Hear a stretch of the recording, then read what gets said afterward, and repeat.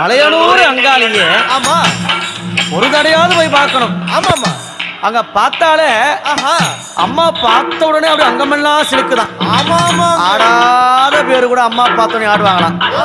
அப்படி இருக்கும்போது மலையனூர் போகணுங்க அத்தாளனா பார்க்கணுங்க, மலையனூர் போகணுங்க அத்தாளனா பார்க்கணுங்க, அத்தாள பார்த்ததுமே மருள் வந்து ஆடுதுங்க. மலையனூர் கோவிலிலே மகிமை பாடுது, மலையனூர் கோவிலிலே மகிமை பாடுது. குடுக்க ஒலி கேட்டதுமே உலக